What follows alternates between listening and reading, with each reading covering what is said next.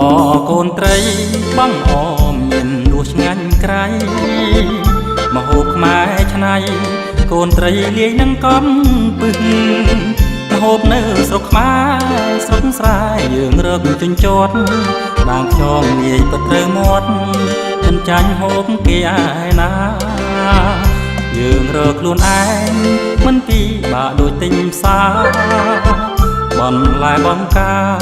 ខ្សែផ្សំបេះបានស្លោស្លុកកូនត្រីកំពឹសឆ្លមជូរត្រូវជ្រុំប្រហុកបងអមឈ្ងុយឈ្ងប់ក្តៅក្តៅពិសាទៅហូរយើងទឹកត្រីញិចម្ទេសពិសេសមិនអាចចោលបានមានរួមជាតិម្យ៉ាង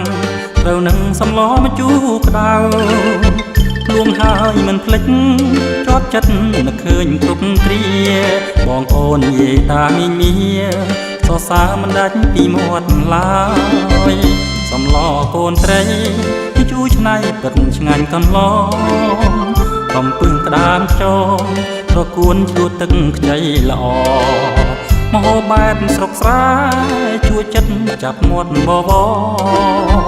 គូហូបច្រើនក៏សំឡពិតឆ្ងាញ់ពីសា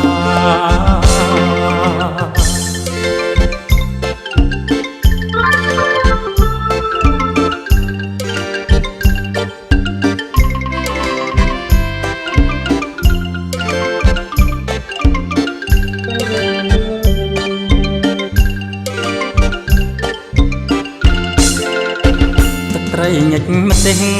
ពិសេសមិនអាចចោលបានមានរួមជាតិម្យ៉ាងត្រូវនឹងសំឡម្ជូរក្តៅលួហើយមិនភ្លេចជាប់ចិត្តនឹកឃើញគ្រប់គ្រាបងប្អូននិយាយតាមីងមីសរសើរមិនដាច់ពីមាត់ឡើយសំឡកូនត្រីជូរឆ្នៃពិតឆ្ងាញ់កន្លងកំពឹសក្តាមខ្យងប្រគួនជ្រួតទឹកខ្ចីល្អ